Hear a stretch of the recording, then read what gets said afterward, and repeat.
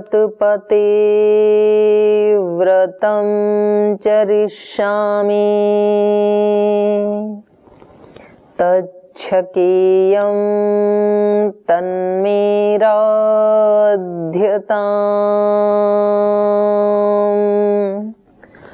इदमहमनृतात् सत्यमुपैमि ॐ सहनाववतु सहनौ भुनक्तु सह वीर्यं करवावहै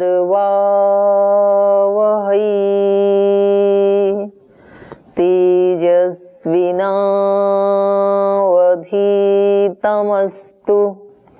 मा विद्विषावहै।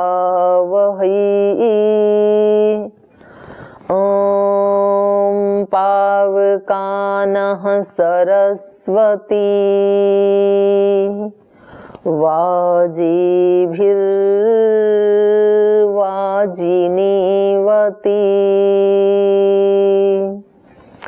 यज्ञं वष्टु धिया वसु।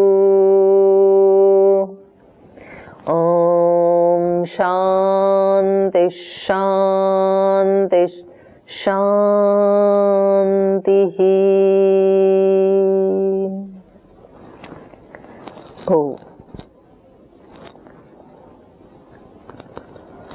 परम पूज्य गुरुदेव और श्रद्धेय आचार्य श्री और परम पिता परमात्मा के पावन चरणों में प्रणाम करते हुए आज की कक्षा का प्रारंभ करते हैं। इस कक्षा में हम चर्चा कर रहे थे कि व्यक्ति को स्ट्रेस तनाव क्यों होता है, इसके कारण क्या हैं। सबसे पहले तो ये तनाव होता क्या है इसके ऊपर हमने विचार किया, फिर इसके कारण क्या हैं उसके ऊपर विचार किया, और ये विचार हमने वैदिक दृष्टि से किया, आर्ष दृष्टि से। जैसे आजकल भी कुछ लोग इसके कारण बताते हैं और फिर उसके वैसे ही निवारण भी बताते हैं। तो वैदिक दृष्टि से कुछ लोग ऐसे बोल देते हैं कि जी पहले तो ये तनाव शब्द या तनाव जैसा रोग था ही नहीं, अभी आ गया है। तो ये अर्ध सत्य है, पूर्ण सत्य नहीं है, क्योंकि ये भी सत्य है कि ये शब्द तो नहीं था तनाव, लेकिन उसका नाम दूसरा था। उस समय ऋषि चर्चा करते थे कि जो हमारा अंदर का अपना सुख है, क्योंकि हम तो हमेशा हैं ही, हमारा तो कभी भी अभाव नहीं होता है, तो जो आत्मा का अपना निज सुख है, शाश्वत सुख है, या उसको कहीं परमात्मा का सुख है, क्योंकि आत्मा के साथ ही परमात्मा रहता है हमेशा, तो उसका भी कभी अभाव नहीं है।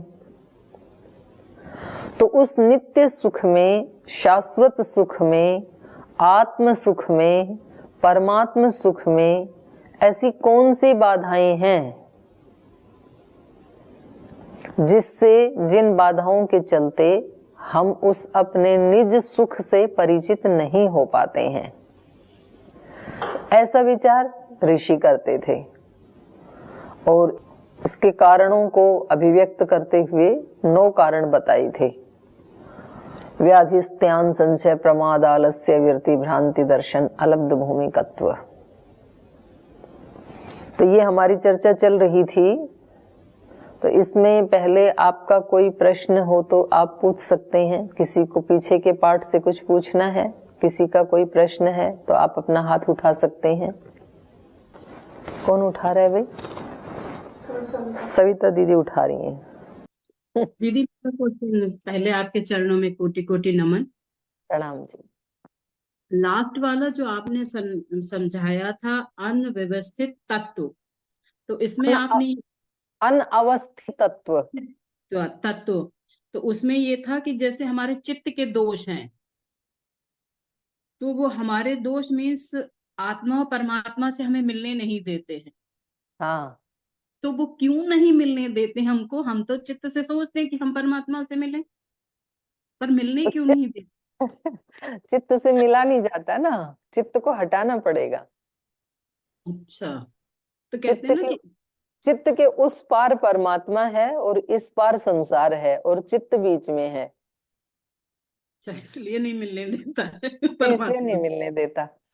जब अच्छा। रात को आपका चित्त चुप हो जाता है ना, शांत हो जी जाता है, जी। तब आप ब्रह्म के ही पास रहते हैं। अच्छा, लेकिन उस समय अनुभूति में नहीं आता है। तो वो कैसे आए अनुभूति में दीदी? हाँ, वो तब आएगा जब जागृत अवस्था में आ जाएगा, तो निद्रा में भी आ जाएगा। फिर योग सांख्य दर्शन में एक सूत्र आता है, जी समाधि सुषुप्ति, समाधि सुषुप्ति मोक्षेशु ब्रह्म रूपता, 3 शब्द आए हैं वहां पर। जी समाधि में, सुषुप्ति में और मोक्ष में ब्रह्म जी। के साथ एक रूपता होती है। तो समाधि हमने जानी नहीं अभी, समाधि अवस्था क्या है। बिल्कुल नहीं। सुषुप्ति हमने जानी है, सुषुप्ति माने गाढ़ निद्रा। जी और जी। तीसरी है मोक्ष की अवस्था। तो तीनों एक जैसी ही अवस्था होती हैं, एक जैसी इस रूप में कि उसमें हम ब्रह्म के साथ एक रूप होकर के रहते हैं। तो हमें सुषुप्ति में एक रूप होते हुए भी पता नहीं चलता है, लेकिन समाधि और मोक्ष में हमें पूरा पता चलता है, पूर्ण आनंद लेते हैं, उसकी पूरी अनुभूति करते हैं। वो तो अगला जन्म लेना पड़ेगा दीदी। नहीं, ऐसा नहीं है, ये विचार ठीक नहीं है। इसी जन्म में होगा, इसी जन्म में कर सकते हैं और बहुत जल्दी कर सकते हैं, क्योंकि बाहर की वस्तुएं प्राप्त करने में तो थोड़ा पुरुषार्थ और थोड़ा टाइम देना पड़ता है, क्योंकि वो चीजें दूर होती हैं हमारे से। जी जी जैसे जी। बाहर से किसी को धन कमाना है, तो धन दूर है हमारे से, तो उसको प्राप्त करने के लिए, पास लाने के लिए थोड़ा पुरुषार्थ और थोड़ा टाइम देना पड़ेगा। जैसे हमें डिग्री चाहिए इस जगत में, तो फिर जी बीए की डिग्री लेने के लिए भी 15 साल लगाने पड़ेंगे, एमए के लिए तो और 2 साल, फिर पीएचडी के लिए और 3 साल। तो बाहर की जो उपलब्धियां हैं, किसी व्यक्ति को नेता बनना है तो उसको जी। कई दिन फिर पब्लिक के बीच में घूमना पड़ेगा, किसी को अभिनेता बनना है तो कई दिन अपनी विद्या की प्रैक्टिस करनी पड़ेगी। तो बाहर की वस्तुओं को प्राप्त करने में तो थोड़ा सा समय, शक्ति, पुरुषार्थ इसकी आवश्यकता होती है। लेकिन अपने आप को प्राप्त करने में समय की भी कर सकते हैं मतलब। आवश्यकता नहीं है, दूरी भी नहीं है और देरी भी नहीं है, वो दूर भी नहीं है। तो इसलिए स्पेस की भी बाधा नहीं है और टाइम की भी बाधा नहीं है, काल की भी बाधा नहीं है। तो वो ऐसे ना सोचें आप कि और जन्म लेना पड़ेगा। और जन्म तो खैर होंगे ही हमारे, बट जी आज यदि नहीं उसको हमने जाना तो कल जान ही जाएंगे, इस ये नहीं हो सकता है। जान जब भी जानेंगे तो आज ही जानेंगे, वो दिन आज ही होगा जब भी जानेंगे ना हम। तो आपका ये प्रश्न है कि फिर देरी भी नहीं है, दूरी भी नहीं है, तो अनुभूति क्यों नहीं हाँ, होती है। बोल रही दीदी बिल्कुल सही बात है। तो ये बैठे हैं ना बीच में जिनकी हम चर्चा कर रहे हैं, चित्त। इनको कैसे हटाना है, फिर हो जाएगा। तो वो इसी को आगे बढ़ा रहे हैं हम। जी जी जी। धन्यवाद दीदी। ओम ओम। और किसी का कोई। जी। ओम दीदी, हाँ प्रणाम जी। दीदी। जी सुजाता जी। दीदी, मन और चित्त दोनों एक ही है क्या दीदी? ये मन के ना 4 काम हैं, इंस्ट्रूमेंट तो एक ही है और वो 4 काम करता है। तो इसलिए फिर उसके 4 नाम बता दिए, मन बुद्धि चित्त अहंकार। अच्छा। जैसे आप बहने, अब आप सुजाता जी तो एक ही हो, जी लेकिन आप पत्नी का काम भी करती हो, माँ का काम भी करती हो, जी और एक शिष्या का काम भी करती हो आप एक ही। जी। तो इसलिए एक जगह आपकी संज्ञा होगी माँ, दूसरी अच्छा। जगह आपकी संज्ञा होगी पत्नी, पत्नी। और गुरु जी के लिए आप होगी शिष्या। जी तो ऐसे हमारा जो मन है, मन मतलब 10 इंद्रियां तो बाहर हैं, वो तो दिखती हैं, और एक इंद्रिय अंदर है, वो दिखती नहीं है, लेकिन उसकी सहायता से ही ये बाहर की 10 इंद्रियां कार्य कर पाती हैं। तो उसका नाम है मन। और वो मन 4 काम करता है। जब वो संकल्प विकल्प करता है, संकल्प माने मैं कल से ये काम करूंगा, सुबह उठूंगा, और फिर सुबह कह देता है कि नहीं आज तो रात को देर से सोए थे, तो आने वाले कल से उठेंगे। तो फिर ये विकल्प हो गया, रात को संकल्प लिया, सुबह विकल्प हो गया। तो इसका नाम तो है मन। और जिसमें ये हमारे सारे संस्कार स्टोर होते हैं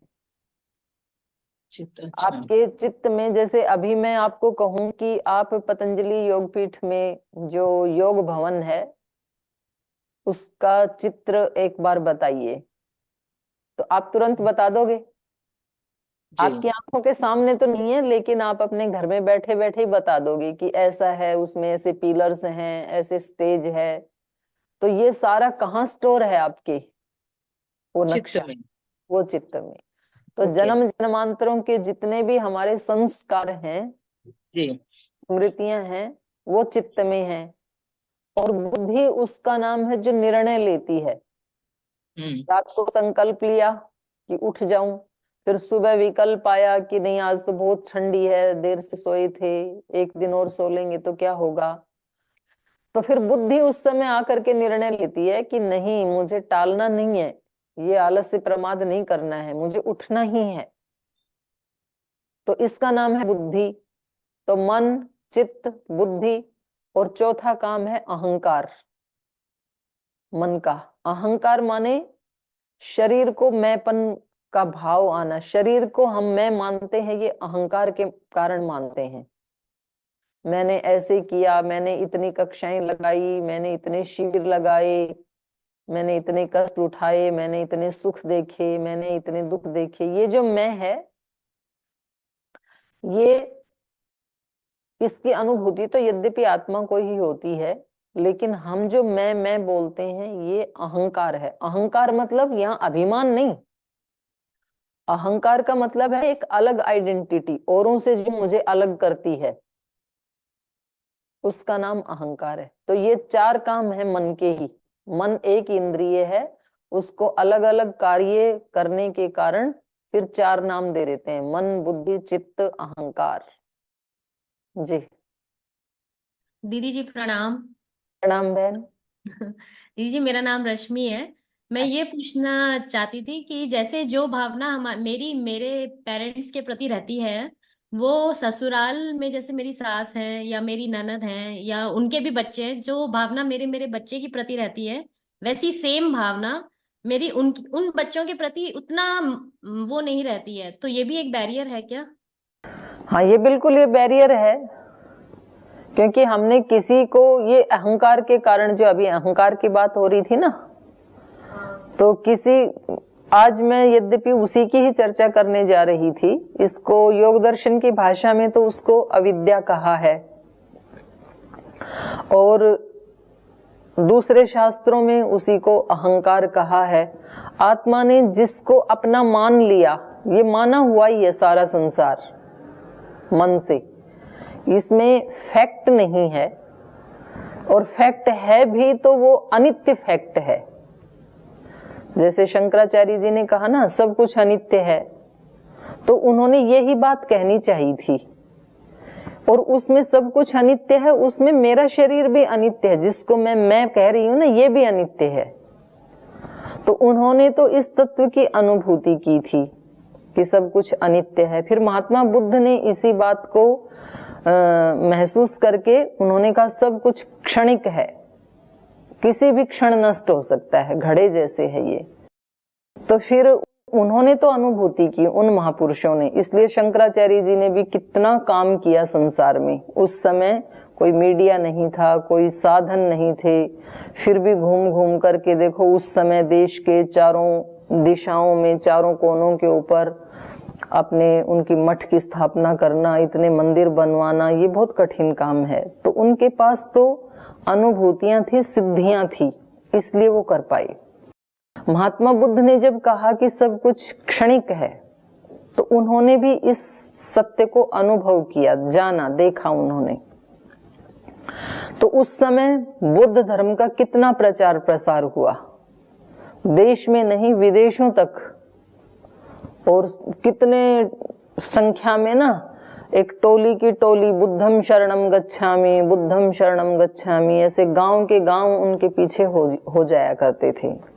लेकिन उनके जाने के बाद उनके शिष्यों ने उस चीज की अनुभूति नहीं की, इसलिए फिर वो उनके ऊपर आक्षेप किए कि भाई जब सब कुछ क्षणिक है तो आप भी तो क्षणिक हो, जब ये सब कुछ अनित्य है तो आप भी अनित्य हो, फिर आपकी बात भी अनित्य है, हम आपकी बात क्यों माने? आप कह रहे हो सब कुछ अनित्य है, सब कुछ अविद्या है, सब कुछ क्षणिक है, तो फिर उसमें सब कुछ में आप भी तो आ गए ना, सारे संसार में तो आप भी आ गए, आप उससे अलग तो नहीं हो संसार से, तो फिर तो आप भी अनित्य हो और आपकी बात भी अनित्य है। तो जब आपकी बात अनित्य है तो उसको हम सत्य क्यों माने? तो इसका उनके पास कोई उत्तर नहीं था, क्योंकि अनुभूति तो थी नहीं। तो उन्होंने, बुद्ध ने या आचार्य शंकराचार्य जी ने जो कहना चाहा था वो यही कहना चाहा था कि देखो केवल आत्मा ही शाश्वत है, बाकी सब कुछ क्षणिक है, अनित्य है, किसी भी समय छूट सकता है। और इस सत्य को हमने भी देखा है, हमारे सबके घर परिवार में किसी के माता पिता, किसी के दादा दादी या कोई अन्य रिश्तेदार, किसी न किसी की मृत्यु तो हमने देखी है ना अपने परिवार में।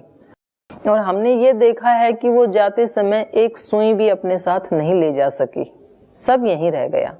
और जब वो जिंदा थे तो वो भी हमारी तरह से ही कहते थे कि ये मेरे बच्चे, ये पड़ोसी के बच्चे, ये रिश्तेदार के बच्चे, ये मेरा कमरा, वो भी ऐसे ही कहते थे। लेकिन जाते समय हमने देखा कि वो कुछ भी नहीं लेके गए, सब तो यहीं रह गया, जो बहुत प्रिय बच्चे थे वो भी यहीं रह गए। तो इस सत्य को हम भी जानते हैं कि वास्तव में हमारा कुछ भी नहीं है, बस जितने टाइम के लिए, जितने दिन के लिए, जितने घंटों के लिए हमें भगवान ने जिम्मेदारी दी है, बस वो निभानी है। मतलब अंदर से उसकी अनुभूति रहती है। तो ऐसा नहीं है कि साधु संत कोई काम नहीं करते हैं। आज श्रद्धेय गुरुदेव कितने बड़े बड़े कार्य कर रहे हैं, लेकिन इन महापुरुषों को अंदर से ये अनुभूति रहती है कि हम अलग हैं और ये सब अलग है। जैसे हमारे को किसी होटल में ठहरते हुए ये अनुभूति रहती है कि ये होटल का कमरा मेरा नहीं है, तो भी हम उसका ठीक से ही यूज करते हैं, उसमें कोई तोड़फोड़ नहीं करते हैं, कोई आग नहीं लगाते हैं उसमें। तो ऐसी अनुभूति इन लोगों को अपना जो स्थान है उसके प्रति भी होती है। और जब अपना नहीं है, कुछ भी अपना नहीं है, तो फिर किससे प्रेम और किससे द्वेष, किससे ज्यादा प्रेम, किससे कम प्रेम, जब अपना कुछ भी नहीं है। तो ये अनुभूति आने के लिए सारी साधना है। हाँ, तो ये जब इसका कारण फिर योग दर्शन में तो अविद्या को बताया, अविद्या के कारण, मूर्छा के कारण ये सब होता है। अब आप देखो ना, जितनी भी समस्याएं हैं ना देश में, वो सारी की सारी, उसको मूर्छा कहें या अविद्या कहें या विक्षिप्तता कहें, चित्त की विक्षिप्त स्थिति कहें, उसके कारण है ये सारी। क्योंकि हमने ये मान लिया कि ये देश मेरा और ये देश दूसरे का, तो इसलिए दूसरे देश के ऊपर आक्रमण करने के लिए सभी देश हर साल कितने कितने रुपए के अस्त्र शस्त्र बनाते हैं। यदि सारी वसुधैव कुटुंब थी, जैसे महापुरुषों ने कहा वसुधैव कुटुंबकम, तो ये इतना पैसा बच जाता ना, और ये सारा मनुष्य के विकास में काम आता। लेकिन हर साल सब देशों का इतना पैसा अस्त्र शस्त्र बनाने में खर्च हो जाता है। इसका कारण क्या है? मूर्छा या अविद्या। कितने पैसे रोगों में खर्च हो जाते हैं, दवाइयों में खर्च हो जाते हैं। अगर व्यक्ति इस मूर्छा में नहीं होता, उसका विचार खराब नहीं होता, कोई व्याधि नहीं आती उसको, तो कितने पैसे बचाए जा सकते थे। जैसे कि योगियों के पैसे 1 रुपए भी खर्च नहीं होता है। जैसे श्रद्धेय स्वामी जी महाराज का आज तक 55 वर्ष में 1 रुपए भी खर्च नहीं हुआ दवाई के नाम पे, तो ये पैसा बच सकता था। तो ये भी अज्ञान के कारण है। फिर कितने रुपए लोगों की तिजोरी में लॉकर में रहते हैं, वो अपनी जिंदगी में कभी उसको खर्च नहीं करते। उनके पिता ने भी लॉकर में डाला, उनके पिता ने भी डाला, अब इसने भी डाला, और इनके पिता भी चले गए, उनके दादा भी चले गए, ये भी चले जाएंगे। जो लॉकर में जितने भी पैसे रखे आज देश में, तो वो शायद ही कभी किसी के काम आते हैं, वरना तो ऐसे ही रखें। अगर लॉकर में ना रख के वो सारा पैसा प्रयोग कर लेते तो कोई भी देश में भूखा नहीं होता, कोई भी गरीब नहीं होता। लेकिन वो इसीलिए रखते हैं कि ये दूसरे का पैसा नहीं है, हमारा है, इसलिए हम दूसरे को नहीं देंगे। तो ये जो बीच में मेरा और दूसरा आ गया, इसका कारण अविद्या ही है, मूर्छा ही है। नहीं तो आज भी इतना अन्न है देश में, आज भी इतना पैसा है कि सब लोग खूब सुख से वस्तुओं का उपभोग कर सकते हैं और खूब आनंद का जीवन जी सकते हैं। दूसरी तरफ जो संत महात्मा हैं, जिनके पास ज्ञान है, जिनको ये पता है कि मेरा कुछ भी नहीं है, ये सब ईश्वर का है, तो वो खूब दोनों हाथों से उसको सेवा में लगाते हैं। अपने प्रति भले ही वो कुछ थोड़ी बहुत तंगी कर लें, लेकिन बाकी, और हमारे तो परम पूज्य गुरुदेव ऐसे हैं कि वो बैंक से लोन लेके सेवा करते हैं। मतलब अब तो उतार दिया बैंक से, अब हमें भी अब पता लगा है, हमें भी नहीं पता था। अब पूज्य गुरुदेव ने बताया कि उन्होंने तो 500 करोड़ रुपए लेकर के ये यात्रा शुरू की थी बैंक से और फिर लौटा दिया। और ऐसे फिर रुचि सोया आदि का तो फिर उन्होंने स्पष्ट किया ही है कितना कर्ज लिया। तो कुछ लोग ऐसे होते हैं कि भाई हम मेहनत करेंगे पर उसको उतार देंगे, पर हम सेवा करना चाहते हैं। तो बस हम सब इसी साधना के लिए ही इस कक्षा में बैठे हैं कि हमें अंदर से ये अनुभूति हो जाए। दो अनुभूति, उनके नाम दो हैं, स्थिति एक ही है। या तो कोई भी मेरा नहीं है, मेरे वाले भी मेरे नहीं है, दूसरे वाले भी मेरे नहीं है, कोई भी मेरा नहीं है। इसको वेद में कहते हैं नेति।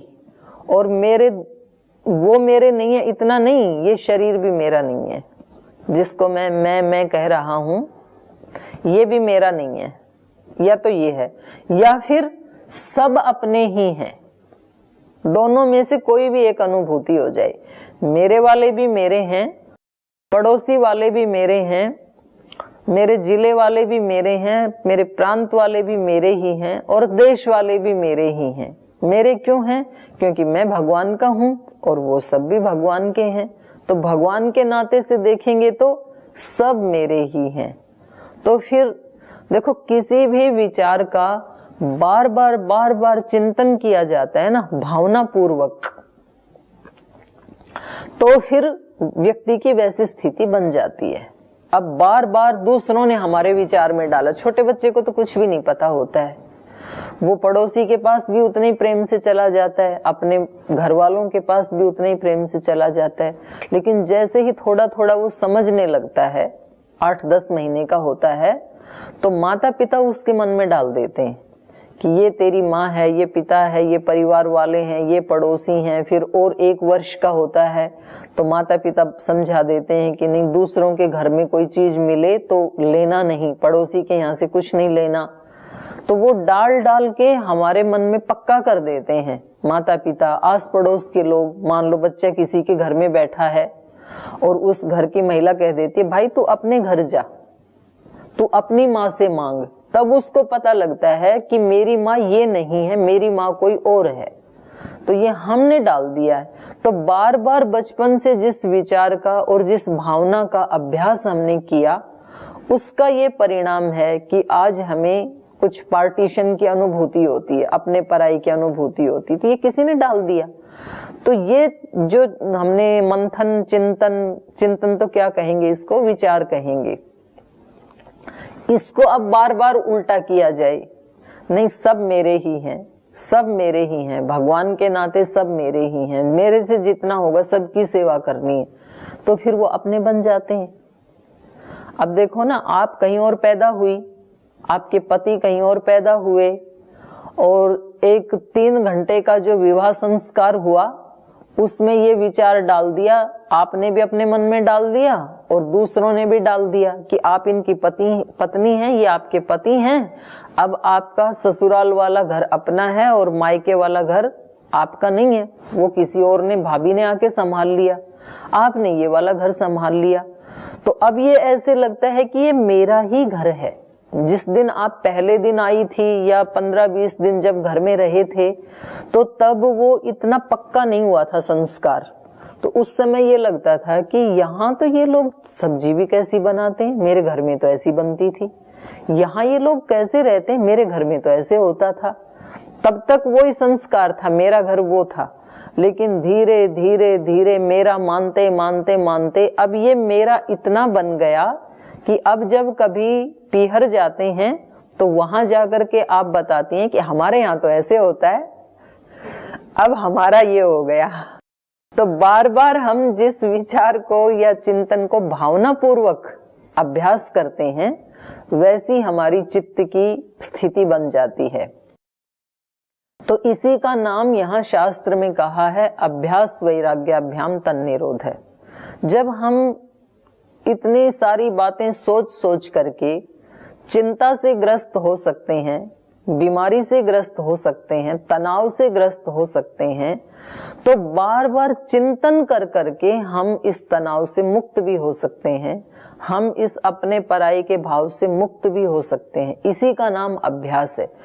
और यही वो उपाय ये आगे बताएंगे जो हम अगले सूत्र में पढ़ेंगे ना, कि ये तो सारे बाधाएं हैं, 9 अंतराय बताई, फिर 3 अगले सूत्र में अंतराय बताएंगे। इन सब का उपाय क्या है, हटाएं कैसे? तो इसका उपाय ऋषि बताएंगे। तत्प्रतिषेधार्थम एक तत्वाभ्यास है। इन सब को हटाने के लिए एक तत्व का अभ्यास करो। एक तत्व का अभ्यास आत्म तत्व का या परमात्म तत्व का, कि एक ही तत्व की सत्ता है। ये सब जो दिखाई दे रहा है ये सब एनर्जी रूप ही है, यदि साइंस की भाषा में कहें तो। बस ये जो स्थूल आकृतियां दिख रही हैं ये तो 0.001 है, 1% भी नहीं है। और 99% 99999 इतना तो एनर्जी ही है हमारा अस्तित्व। तो ये जो महापुरुष हैं, संत हैं, योगी हैं, सिद्ध हैं, ऋषि हैं, ये बार बार उसी तत्व का चिंतन करके और भावना पूर्वक, तज्जपस तदर्थ भावनम, भावना भी बनानी पड़ेगी। केवल मात्र शास्त्र पढ़ने से या केवल मात्र इन पुस्तकों को पढ़ने से या इन बातों को बोलने से फिर तो ये शब्द ही रहते हैं। यदि उसके साथ भावना नहीं जुड़ी है फिर ऐसा नहीं होता है। जो आपने प्रश्न पूछा, अब कहने के लिए तो कोई भी व्यक्ति किताब पढ़ के कहेगा भाई सब अपने ही है, लेकिन भावना जो अपने वाले के प्रति होती है वो दूसरे वाले के प्रति नहीं होती है। तो भावना एक बिल्कुल अलग चीज है।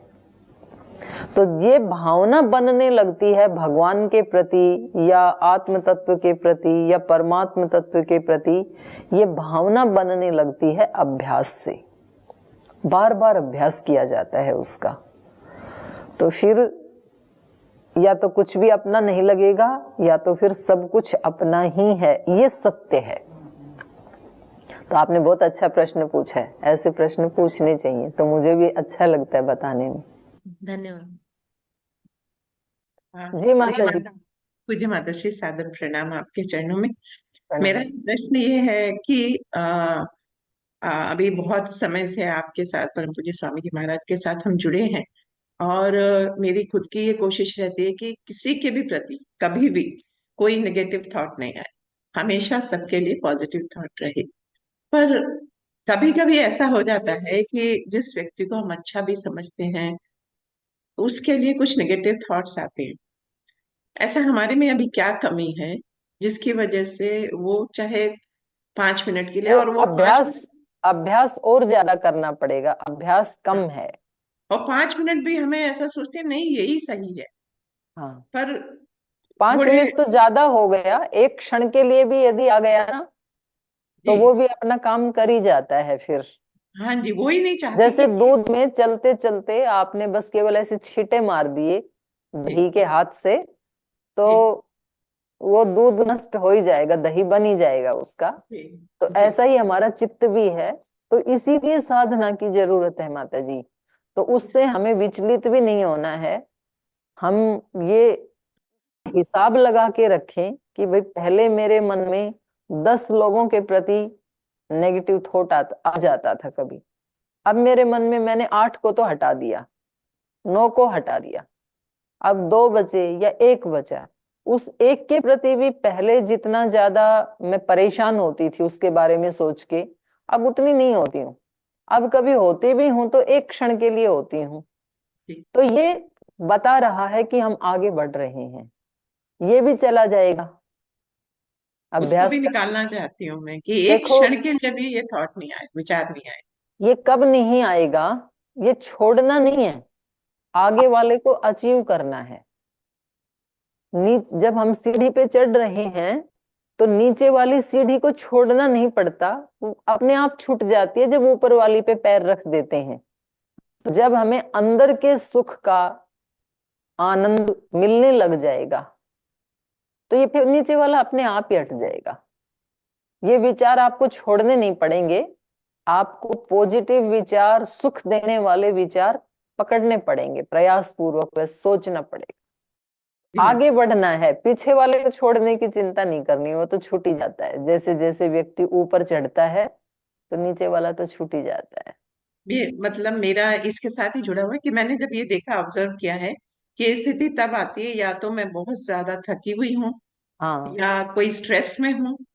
तो मैं चाहती हूँ अगर मैं बहुत थकी हुई भी हूँ या बहुत स्ट्रेस में भी हूँ, उस समय भी एक क्षण के लिए भी मेरे मन में इस तरह से किसी के लिए, किसी को दोष आरोपित करने के लिए या मतलब इसकी वजह से हमारा ये हो गया, ऐसा नहीं, करने का एक क्षण भी विचार। तब आपको उस व्यक्ति की तरफ फोकस नहीं करना, तब आपको ब्रह्म की तरफ फोकस करना है या अपने गुरु की तरफ फोकस करना है कि कहीं मैं अपने गुरु चेतना से हट गई, डिस्कनेक्ट हो गई, इस समय मैं ब्रह्म चेतना से डिस्कनेक्ट हो गई हूँ, इस समय मैं ऋषि चेतना से डिस्कनेक्ट हो गई हूँ, तो मुझे जोड़ना है। जैसे हम अपने घर में देखते हैं ना, अंधेरा होते ही हम अंधेरे के साथ झगड़ा नहीं करते हैं, हम किसी इलेक्ट्रिशियन को बुलाते हैं कि भाई देखो सब घरों में तो लाइट है, मेरे घर में लाइट नहीं है, तो कोई ना कोई फॉल्ट आया है, कहीं ना कहीं कुछ डिस्कनेक्ट हुआ है कोई वायर, तो आप इसको दोबारा कनेक्ट कर दो।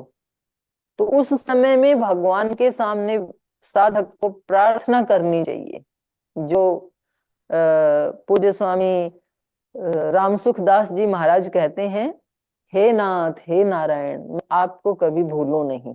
ऐसे प्रेयर करनी चाहिए साधक को उस समय कि प्रभु मैं आपसे अलग हो गई हूँ, अब डिस्कनेक्ट हो गई हूँ, इसलिए कहीं ना कहीं मेरे मन में कोई दुख है, कोई तनाव है, कोई क्षोभ है, कोई शिकायत है, तो आप मुझे अपने साथ जोड़ लीजिए।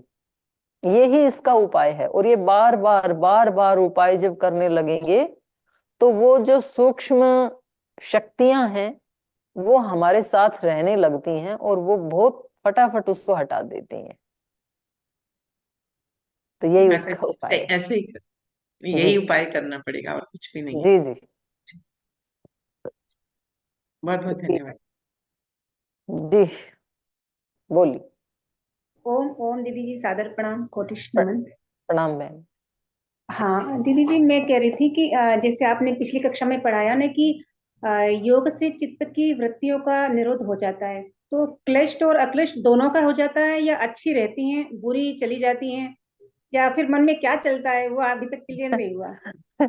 सारियों का निरोध कर देंगे तब तो वो गाढ़ निद्रा की स्थिति हो जाएगी या तो बेहोशी की स्थिति हो जाएगी। गाढ़ निद्रा में जब हम होते हैं तो कोई वृत्ति नहीं होती है मन में, या फिर आदमी बेहोश हो जाता है तब कोई वृत्ति नहीं होती है। तो ऐसी स्थिति तो योग से हम प्राप्त नहीं करना चाहते हैं कि हम मूर्छा में चले जाएं। हम तो ये प्राप्त करना चाहते हैं कि सुख देने वाले विचार तो बने रहें, दुखदाई हट जाएं, नेगेटिव थिंकिंग चली जाए और पॉजिटिव बनी रहे आज की भाषा में। और प्राचीन भाषा में कहें तो क्लिष्ट वृत्तियां मिट जाएं और अक्लिष्ट बनी रहें, तो वो ही हटती है। क्योंकि वहां पर ये जो आपने प्रश्न पूछा है, योग दर्शन के साथ जो व्यास भाष्य लिखा हुआ है, तो दूसरे सूत्र पे, इसी सूत्र के ऊपर योगश्चित्त वृत्ति निरोध है, तो महर्षि व्यास कहते हैं कि यदि यहाँ क्लिष्ट और अक्लिष्ट सब वृत्तियों का निरोध करना ये अर्थ यदि योग का होता तो फिर सूत्र बनाते ऋषि योग सर्ववृत्ति निरोध, सर्व शब्द डालते, वो सर्व नहीं डाला, इसका मतलब सारी वृत्तियां निरोध नहीं कर रहे, केवल क्लिष्ट वृत्तियों का निरोध करने के लिए कह रहे हैं, दुखदायी भावनाओं का, विचारों का निरोध करने के लिए कह रहे हैं। जी बहन बोलिए। ओम दीदी। ओम बहन।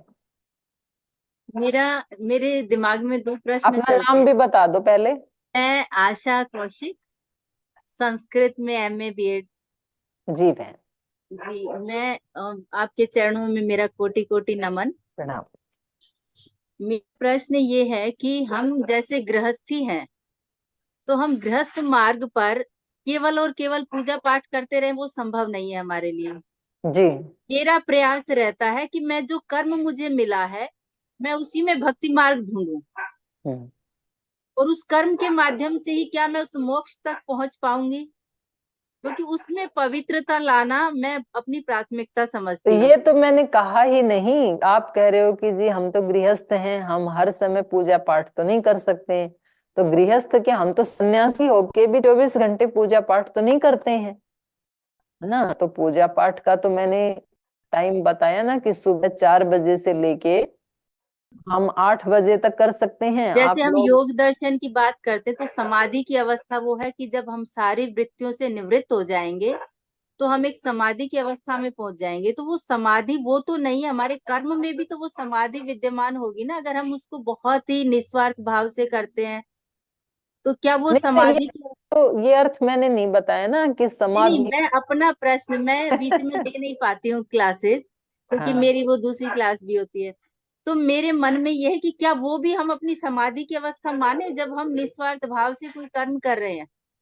नहीं, वो समाधि की अवस्था नहीं है।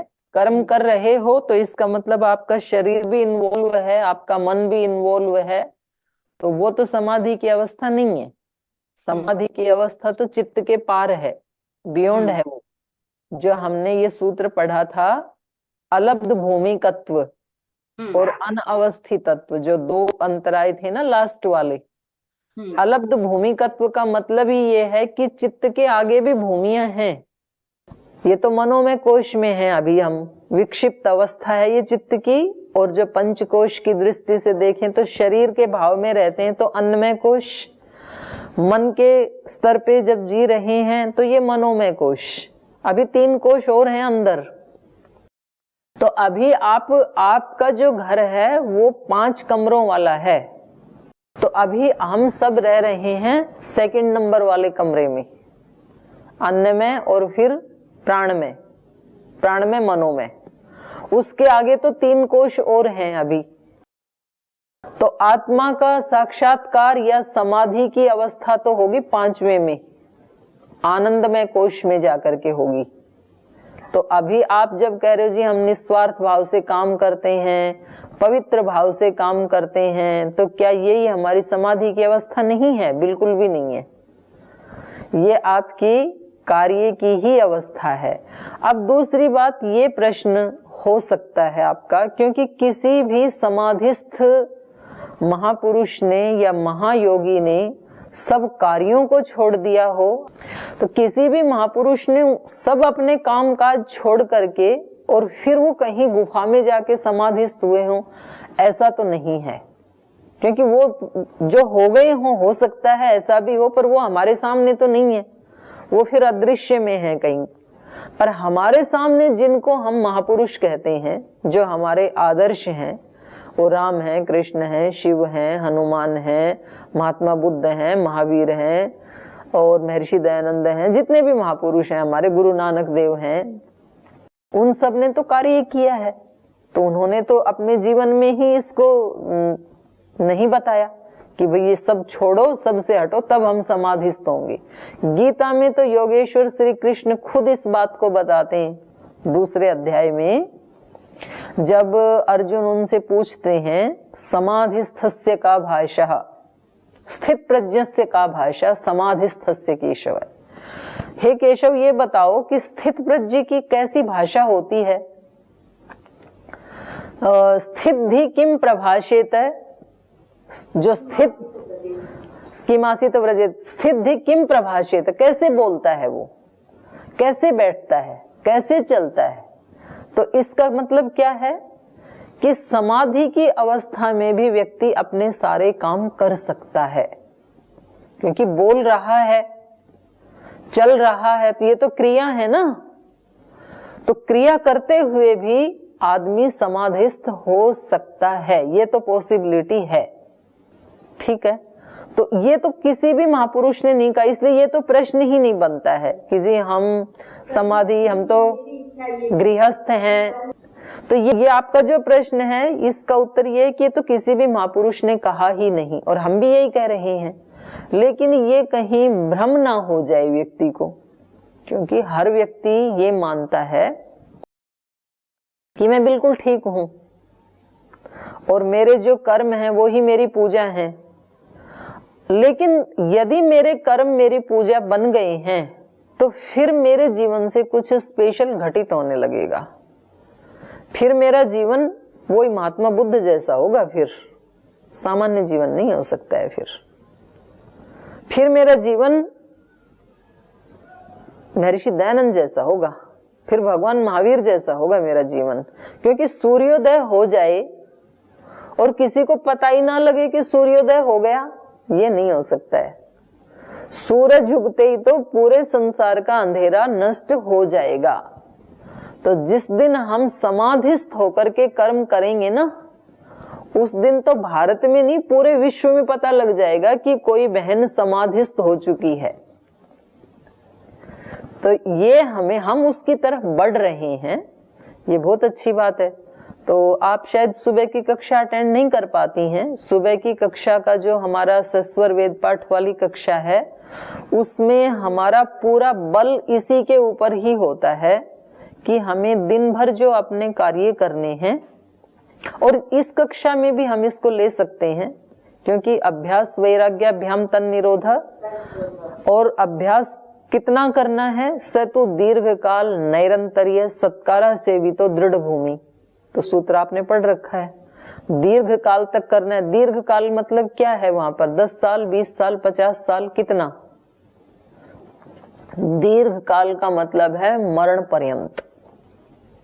दीर्घ काल नैरंतर्य, नैरंतर्य का मतलब 1-2 घंटा नहीं, एक क्षण भी बीच में ऐसा नहीं बीतेगा जब आप अभ्यास की स्थिति में नहीं है, जब आपके चित्त की प्रशांत वाहिता कहीं खंडित हुई हो, उसको नैरंतर्य कहेंगे। और सत्कारा सेविता का मतलब है श्रद्धा पूर्वक उसका सेवन करना, फिर वो हमारा स्वभाव बन जाता है। तो ये सारी साधना, इस कक्षा में चर्चा, फिर इसका अलग से एकांत में अभ्यास, ध्यान, तो ये दोनों एक दूसरे के साथ जुड़ी हुई चीजें हैं। आप यदि 1 घंटे का, आधे घंटे का ध्यान उपासना नहीं करते हैं तो आपके कर्मों में भी आप ध्यानस्थ नहीं हो सकते हैं, एकाग्र चित्त नहीं हो सकते हैं आप। और यदि आप अपने सारे काम 23 घंटे ध्यानस्थ होकर नहीं करते हैं तो आप 1 घंटे का ध्यान भी नहीं कर सकते हैं फिर। तो ये अन्योन्य आश्रित हैं, एक दूसरे के पूरक हैं ये। तो हमें दोनों करने हैं, अभ्युदय निःश्रेयस, दोनों की सिद्धि साथ साथ होगी। जी। एक प्रश्न ये है, कई बार हम सामने वाले को देखते हैं कि इसके व्यवहार में बड़ा स्वार्थ झलक रहा है, उसको समझाना चाहते हैं, लेकिन ये परिस्थिति वश हम मूक हो जाते हैं कि इसको बुरा लगेगा। ना, पहले अपने को अपना करना है, दूसरे वाला बाद में करेंगे। तो हम कितने प्रतिशत वहां दोषी भी होते हैं क्या, कि हम जानते हुए कि ये गलत है, हम उसको समझाने का प्रयास नहीं करते हैं? नहीं, अपने को पहली बात ये कि साधक को दूसरे की चिंता नहीं करनी, पहले अपनी करनी है।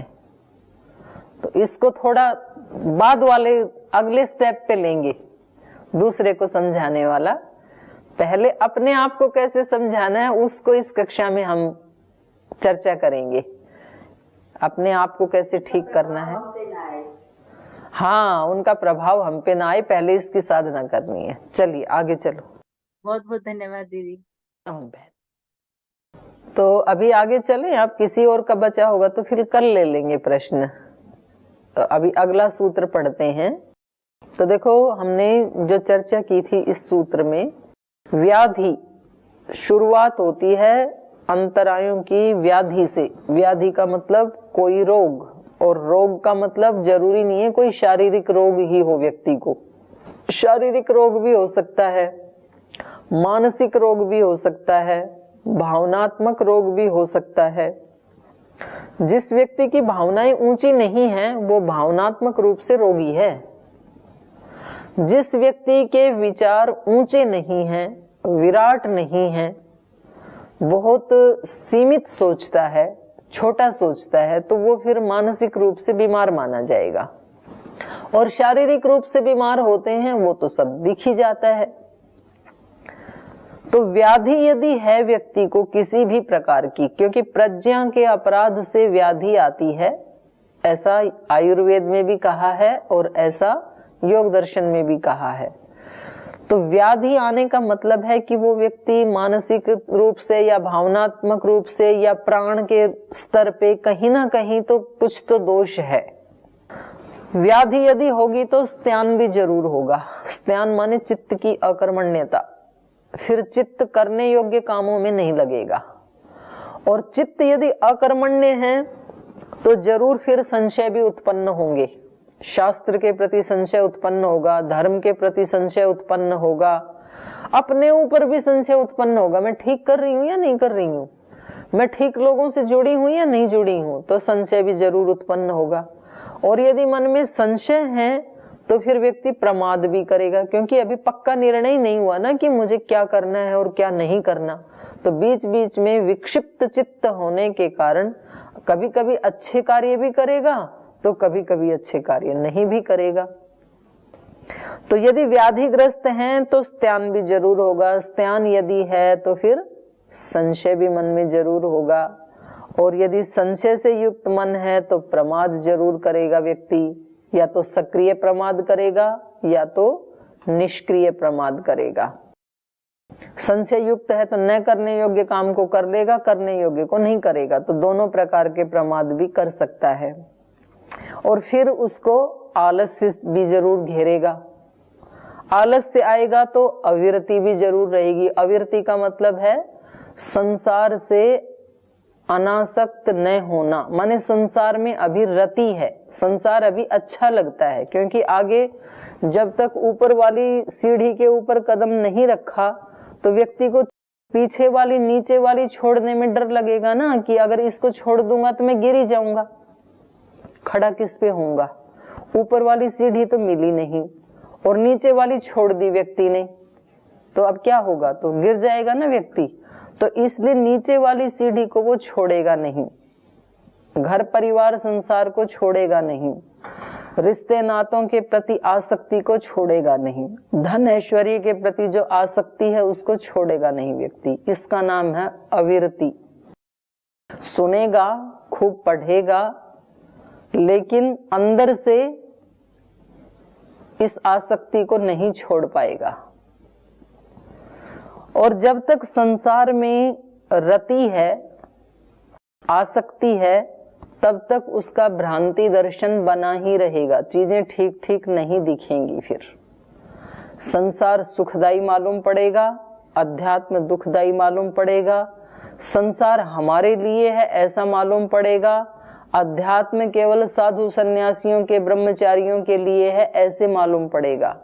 ऐसे लगेगा कि हम तो थोड़ा बहुत भी चिंतन मनन कर लें, कुछ ध्यान भजन कर लें, उतना भी हमारे लिए तो पर्याप्त है, इससे ज्यादा करना तो साधु सन्यासियों का काम है। ये भ्रांति दर्शन है। क्योंकि आत्मा तो आत्मा ही होती है, चाहे वो साधु सन्यासी की आत्मा है, चाहे किसी गृहस्थ की है, चाहे वानप्रस्थ की है, चाहे ब्रह्मचारी की है, सब आत्मा एक समान ही है और सबको अपना उद्धार करना है।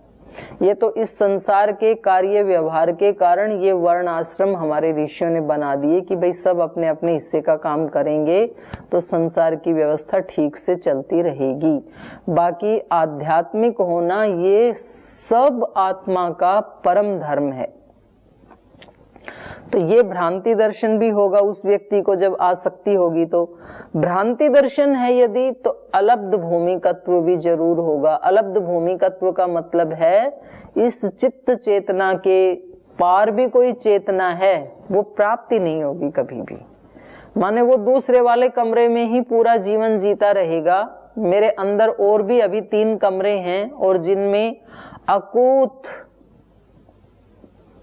ऐश्वर्य भरा हुआ है, आनंद भरा हुआ है, ये व्यक्ति को कभी भी अनुभूति नहीं होगी।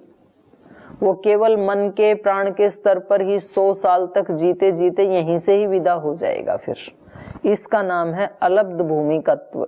कभी उस स्थिति का टेस्ट ही नहीं किया, चखा ही नहीं कभी भी, ये भी जरूर। और जब उसको चखा ही नहीं तो उसमें अवस्थित तत्व तो कैसे ही होगा, तो अनवस्थित तत्व भी जरूर रहेगा।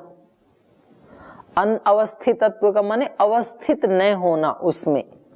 और कभी कभी व्यक्ति किसी साधु महात्मा के पास बैठा है और उसकी कृपा से घर परिवार संसार चिंताएं सब से मुक्त हो जाता है थोड़ी देर के लिए। उसको लगता है परम आनंद की स्थिति में हूं मैं।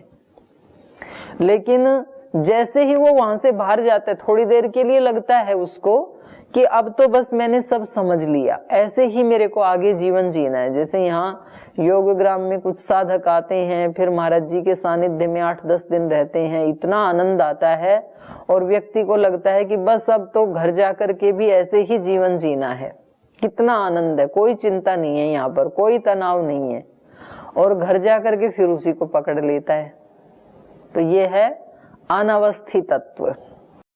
और ये यदि सारे 9 के 9 अंतराय हैं व्यक्ति के पास, या 9 में से कुछ कम है, कुछ ज्यादा है, किसी के पास कुछ भी हैं, थोड़े बहुत भी हैं इनमें से, मान लो 9 में से किसी के पास 8 हैं, 7 हैं, 5 हैं, ऐसा तो कोई भी व्यक्ति नहीं है कि जिसके पास इन 9 में से एक भी अंतराय ना हो।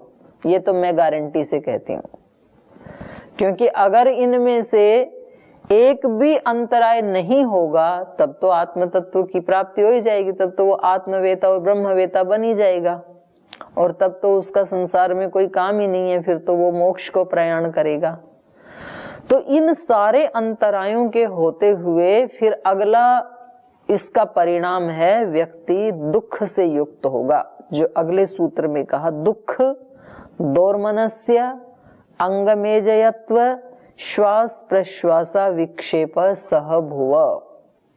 ये जो पीछे वाले 9 अंतराय हैं, 9 बाधाएं हैं, 9 क्लेश हैं, इनके साथ रहने वाले, सह भुव का मतलब है साथ होने वाले, ये हैं। तो इनके साथ साथ ये 4 भी जरूर रहेंगे। दुख रहेगा, दोर्मनस्य रहेगा, अंगमेजयत्व रहेगा और श्वास प्रश्वास का विक्षेप रहेगा। ये 4 जरूर होंगे इनके साथ। तो दुख का मतलब है, दुख 3 प्रकार के हैं, आधि भौतिक, आधि दैविक, आध्यात्मिक। आधि भौतिक का मतलब है दूसरे प्राणियों से जो दुख मिलते हैं। कभी किसी कुत्ते ने काट लिया, सांप ने काट लिया, बिच्छू ने काट लिया, या कभी सांप बिच्छू तो नहीं काटते हैं, कोई मनुष्य काट लेता है तो उसको भी आधि भौतिक ही कहेंगे। भूतों से मिलने वाला, दूसरे प्राणियों से मिलने वाला आधि भौतिक।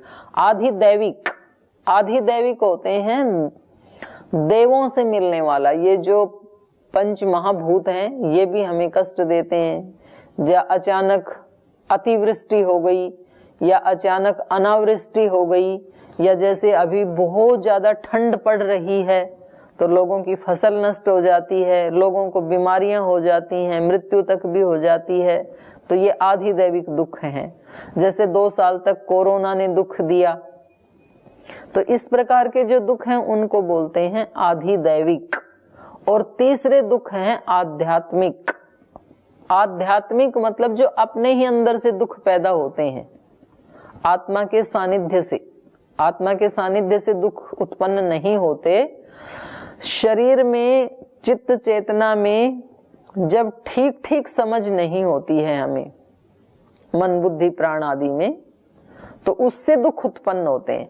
तो व्यक्ति के पास सब इन तीनों दुखों में से आधि भौतिक और आधि दैविक दुख तो है 1% और आध्यात्मिक दुख है 99%। सबसे ज्यादा दुख आध्यात्मिक दुख है। आदमी अपने आप से ज्यादा दुखी है। जिस व्यक्ति के पास आध्यात्मिक दुख नहीं है वो कोरोना काल में भी प्रसन्न रह लेगा। जैसे कोरोना तो सबके लिए ही आया, लेकिन परम पूज्य गुरुदेव पूरे प्रसन्न रहे और औरों को भी प्रसन्न रखा, मोटिवेट रखा।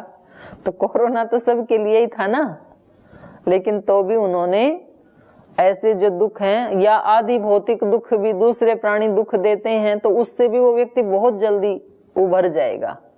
लेकिन अपने वाले दुखों से कैसे उभरे, समस्या यहाँ होती है। दूसरे व्यक्ति ने अपमान कर दिया, कुछ हमारा चुरा लिया या हमें कुछ अपशब्द बोल दिए, तो वो तो 1 सेकंड का दुख था, 1 मिनट का दुख था। लेकिन हमने उस 1 मिनट को पहले घंटों में कन्वर्ट किया, फिर दिनों में कन्वर्ट किया, फिर महीनों में कन्वर्ट किया और फिर वर्षों तक खींच के ले गए उस दुख को हम। और फिर ये और कह दिया 5-7 साल के बाद कि उसने उस समय जो 5 साल पहले दुख दिया था ना, उसको मैं कभी भूल नहीं सकती जीवन भर। तो फिर जीवन भर भी उठा के ले गए। अब इसका क्या इलाज हो? दुख तो एक क्षण आया था, 1 मिनट आया था, तो इसको कहेंगे आध्यात्मिक दुख। तो अब मैं पिछली बार भी जैसे मैंने कहा था, तो उसके बाद अगले दिन से क्लास में थोड़ा गैप आ गया 3 दिन का। तो आज के लिए आपको पुनः ये होमवर्क दिया जाता है कि आप एक ये लिस्ट बनाएं कि मेरे पास इन 9 में से कौन सा अंतराय है मेरे पास, और इन 3 दुखों में से कौन सा दुख मेरे पास है, आधि दैविक, आधि भौतिक, आध्यात्मिक। क्योंकि जब व्यक्ति जान लेता है ना कि मेरे पास ये दुख है, तो फिर उसको हटाने का उपाय भी व्यक्ति खोज लेता है, जरूर खोजेगा कि इसको हटाऊं कैसे। और जहां कहीं कोई बीमारी है तो जरूर उसकी दवाई भी है। तो कहीं ना कहीं कुछ ना कुछ तो फॉल्ट है, तो उसको पहले जानना। मैं आपसे सबके सामने नहीं पूछूंगी, और कोई शेयर करना चाहे तो आपकी इच्छा है, वरना आप बेशक शेयर ना करें यहाँ ग्रुप में आपको क्या दुख है, लेकिन आप अपने साथ जरूर शेयर करें। आप उसकी तह तक जाएं कि 9 अंतरायों में से कौन सा अंतराय है मेरे पास, या 9 के 9 है, और इन 3 प्रकार के दुखों में से मेरे पास कौन सा दुख ज्यादा है, और फिर उसको हटाना कैसे है। आपका मन यदि कहे कि अपने पास तो कोई दुख नहीं है, अपन तो आनंद में है, तो आप अपने मन को बोलना आप झूठ मत बोलो, ये गलत है। अगर कोई भी दुख नहीं होता तो जरूर मुझे आत्म तत्व का साक्षात्कार हो जाता। तो कहीं ना कहीं तो कुछ ना कुछ तो फॉल्ट है। तो जब उसको सूक्ष्मता से पकड़ेंगे ना, जैसे मैंने एक दिन कहानी सुनाई थी आपको चोर की, तो कितनी सूक्ष्मता से जाता है वो तिजोरी के पास और फिर तिजोरी को प्राप्त कर लेता है। इतनी सूक्ष्मता से आप ध्यान के समय अपने अंदर जाना, तो आपको चीजें मिलेंगी, कहाँ कहाँ कौन कौन चोर बैठा हुआ है। और एक बार मिलने लगेगा तो फिर आप उसको हटा पाएंगे, और फिर आप अगली सीढ़ी पे चढ़ेंगे तो बहुत आनंद आएगा अपने अंदर। जब आप इनको ढूंढने के लिए अंदर तो जाना पड़ेगा। जब आप ढूंढेंगे कि दुख कहाँ है, क्लेश कहाँ है, फॉल्ट कहाँ है, तो अंदर जाना ही पड़ेगा ना। और एक बार अंदर जाना आ गया तो बस फिर तो आपको रास्ता मिल गया। एक बार कमरे की चाबी यदि मिल गई ना, तो फिर तो आप पूरे खजाने तक पहुंच ही जाएंगे। और हम सब मिलकर के इसीलिए ये चर्चा करते हैं, इसीलिए ये साधना में आगे बढ़ने के लिए प्रयास कर रहे हैं, परस्पर एक दूसरे का सहयोग कर रहे हैं। तो आज समय हो गया, अब आज इस कक्षा को यहीं विराम देते हैं, और कल आप पुनः ऐसे ही चिंतन मनन करते हुए इसी भाव चेतना में, अध्यात्म चेतना में, गुरु चेतना में, ऋषि चेतना में अपने 24 घंटे 23 घंटे पूरे करें। और फिर 24वें घंटे में कल 5 बजे फिर आपसे मिलेंगे। आप सभी भाई बहनों को बहुत बहुत प्रणाम।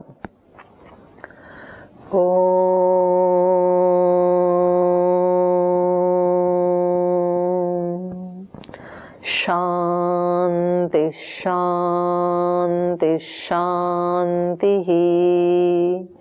श्री गुरुभ्यो नमः। सर्वेभ्यो नमः।